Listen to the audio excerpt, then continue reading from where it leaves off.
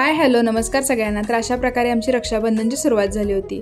बहुतेक माझ्या लेकीला इथे रांगोळी आवडली नाही, त्यामुळे तिने कम्प्लीटली रांगोळी अशी पुसून टाकली। मग मी पुन्हा छोटीशी रांगोळी काढली, असं आरतीचं ताट वगैरे तयार केलं। यंदाचं रक्षाबंधन जरा स्पेशलच आहे, कारण माझ्या लेकीचं हे पहिलंच रक्षाबंधन आणि यावर्षी माझा भाऊ सुद्धा राखी बांधण्यासाठी आला होता। तब्बल 5 वर्षांनी मी त्याला राखी बांधणार आहे।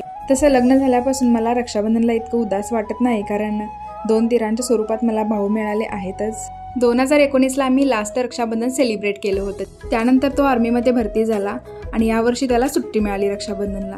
बट या सुट्टीला तो थोडा जास्तच हॅपी होता, ते बघून खूप समाधान वाटलं आणि देवाला इतकीच प्रार्थना केली की असंच माझ्या सर्व भावांना सुखी समाधानी आणि नेहमी हसत ठेव।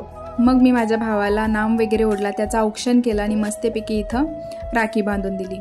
त्यानंतर आला माझ्या लेकीचा नंबर। तर माझी लेक तिच्या पप्पांनाच राखी बांधणार होती। खूपच एक्सायटेड आहे असं वाटत होतं मला। तर तिला काही इतकं जमत नव्हतं, त्यामुळे मी तिला हेल्प केली थोडीशी आणि ही बर्फी तिला खायची होती, तरी पण तिने पप्पांना चारली कशीबशी। त्यानंतर मी इथे माझ्या दोन्ही धीरांना राखी बांधून घेतली। आमच्यामध्ये धीर आणि बहिणीचं नातं कमी, पण बहीण भावांचं नातं खूप आहे। राखी वगैरे बांधून झाल्यानंतर आम्ही इथे जेवायला घेतलं, ज्याच्यामध्ये 2 व्हेज प्रेमी आणि 2 नॉनव्हेज प्रेमी होते। त्याप्रमाणे मी इथे स्वयंपाक बनवला होता। मग मस्तपैकी सर्वजण गप्पा गोष्टी करत इथे जेवण करून घेतलो। मध्ये मध्ये वीराची तर मस्ती होणारच होती। आमच्यासोबतच वीरानेही तिचे फर्स्ट रक्षाबंधन खूपच एन्जॉय केले। त्यानंतर माझे 2 दीर इथे जायला निघाले। इथे मला आणखीन एक सरप्राईज मिळालं, ते म्हणजे मुलींची आवडती पाणीपुरी। आणि अशा प्रकारे आम्ही रक्षाबंधन सेलिब्रेट केलं पहिल्यांदा पुण्यामध्ये। So thank you for watching.